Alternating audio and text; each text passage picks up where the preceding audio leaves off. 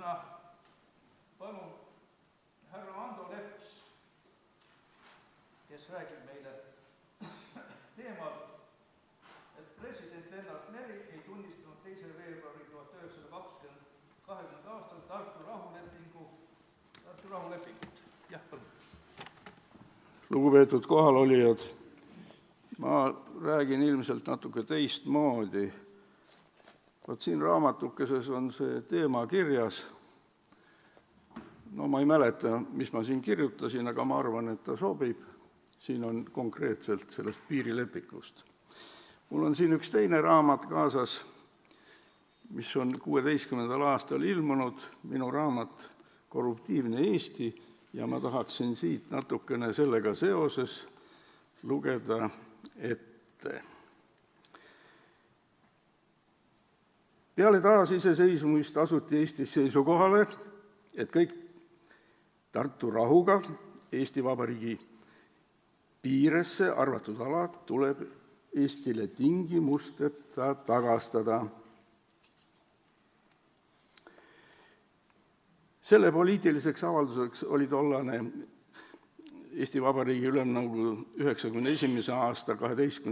septembri otsus, mis tunnistas piiriküsimust käsitlevaks Eesti NSV Ülemnõukogu presiidiumi aktid õigustühiseks ja Eesti Vabariigi põhiseaduse vastuvõtmine, kuid hiljem mingisugustel enam kui kahtlastel asjaoludel Eesti Vabariigi juhtkond eesotsas tollase presidendi Lennart Meri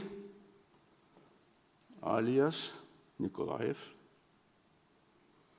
tema isa alias Obnovljonnõi, nii et perekonnaviga on olnud siis olla agendiks võõras riigis.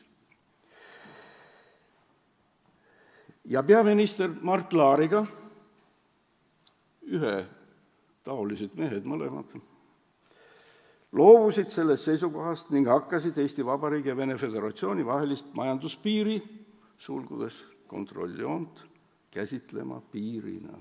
Vot nii on lood. Selle tulemusena valmistati ette 1996–1998 Eesti Vabariigi ja Vene Föderatsiooni vahel peetud läbirääkimistel ette piirilepingu tekst, piiri kulgemise kirjeldus ja kaardid. Need dokumendid parafitseeriti 5. märtsil 1999 Petroskois, läbirääkija oli meie tuntud mees Siim Kallas, kahjuks. Nii et meie juhtkond on kõik niisugused, nagu nad siis on, mis seni on valitsuse tasemel allkirjastamata küll, vähemalt niigi on hea. Kellele ei meeldi Tartu rahu järgne Eesti Vabariigi riigipiir?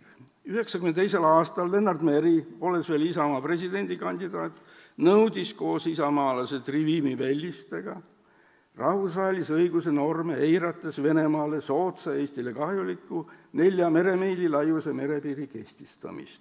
Kõik mäletavad veel aga seda aega, kui tollane president Lennart Meri koos Jüri Luige, pidage meeles, Raul Mälgu, ka pidage meeles, ja Mart Helmega tuleb eriti meeles pidada.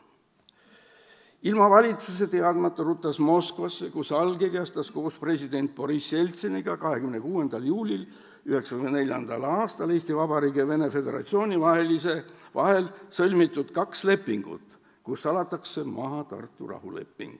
Vene Föderatsiooni relvajõudude väljamiimise lepingu preambulis juhindutakse Eesti Vabariigi territooriumi määratlusel mitte Tartu rahust, vaid hoopis Eesti NSV ja Vene Föderatsiooni vahel 12. jaanuaril 1991 sõlmitud riikidevahelise suhete aluste lepingust, mille 6. artiklis kõneldakse riigipiiri režiimi kindlaks määramisest erilepinguga. Kui palju me siis ära andsime Venemaale? Umbes 5% maismaad. Nii edasi natukene. Ja ma kirjutan selles raamatus niimoodi, et Eesti piirialade mahaparsaldamine sai alguse Lennart Meri presidendiks oleku ajal ja tema otsesel osavõtul. Pidage meeles seda meest enam küll ei ole, õnneks, aga ta on teinud Eestile, Eesti riigile ja Eesti rahvale tohutu palju kahju. Võib-olla ükski selline inimene teine ei ole niisugust kahju teinud kui Lennart Meri. Omal ajal oli Šotimaal Quisling. Temaga käituti väga õiglaselt, ma ei ütle praegu, mismoodi käituti. Nii, nüüd Lennart Meri presidendiks oleku ajal hakkas ta koos peaminister Mart Laariga Eesti ja Vene vahelist piiri käsitlema majanduspiirina, sulgudes kontrolljoonena. Tartu rahulepingu järgsest piirist ei kuule me nende meeste suust enam sõnagi. Laar on veel elus. Loodame, et ta täna kuuleb, ta ei julge seda saadet kuulata. Ja ta on invaliid. Kuid erilise hoo sai nimetatud seisukoht sisse aga niinimetatud jõulurahu peaministri Tarandi valitsemise ajal 1994. aasta lõpus. Pidage meeles Tarandi nime väga hästi. Tarand püüab ennast näidata väga suure isamaalisena ja eestimeelsena, niisuguse poliitikuna, mida võib-olla teiste eestlaste hulgas ei ole, aga niisugune mees on Tarand. Kahjuks. Seda Meri, Laari ja Tarandi seisukohta hakkas kaitsma ka tolleaegne õiguskantsler Truuväli.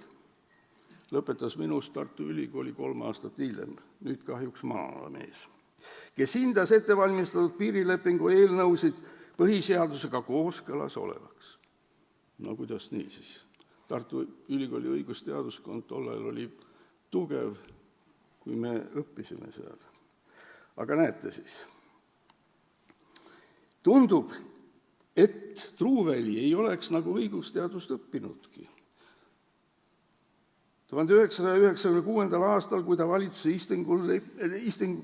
istungil lepingute eelnõude heakskiitu juttu puhus, oli ta sügavalt president Lennart Meri mõju all. Riigikogu tolleaegse liikmena mäletan seda väga hästi. Sel ajal leiutati ka uus seisukoht, et 90. aastate teisel poolel ettevalmistatud Eesti ja Vene vaheline piirileping kujutab endast vaid tehnilist lepingut, kuna ta hõlmab vaid üht väikest osa Tartu rahulepingus olevatest sätetest. Vaat nii on lood. Ja natukene võib-olla veel. Tahaks siit ühe koha võib-olla ette lugeda. Peast ma ei mäletagi nii hästi. Ja see koht on selles mõttes huvitav, et mis peaks niisuguste inimestega tegema. 22. juunil Venemaa välisministeerium oma ametlikus teates ütles järgmist. Eesti parlamendi poolt vastu võetud seisukoha valguses ei ole võimalik esitada nimetatud leppeid Venemaa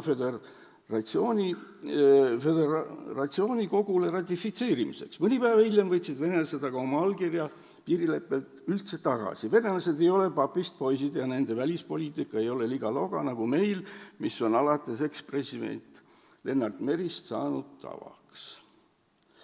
Arvatavasti tahavad venelased, et meie poliitikud eesotsas Quisling, okupatsioonivõimudega koostööd tegev isik, on saanud nime Norra fašistide juhi ja amatööristliku valitsuse peaministri Quislingi järgi, kes 1945. aastal kodumaa reetjana hukati. Vaat nii on käitutud.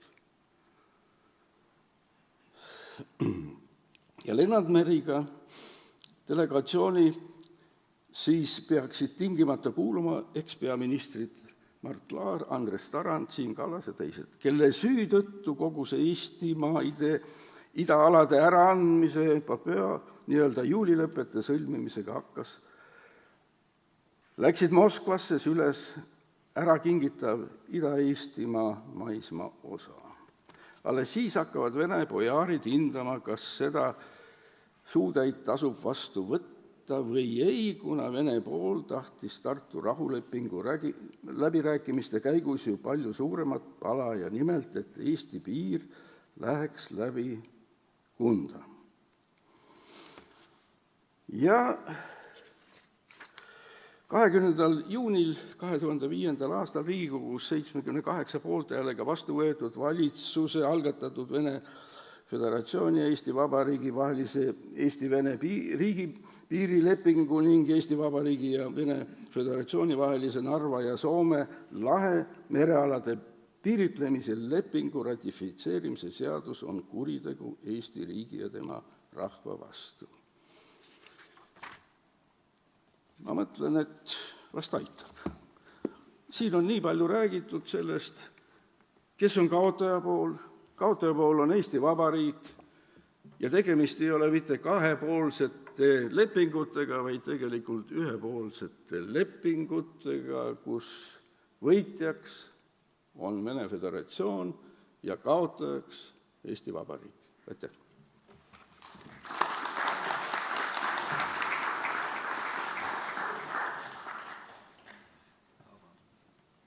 Kui lubate, ma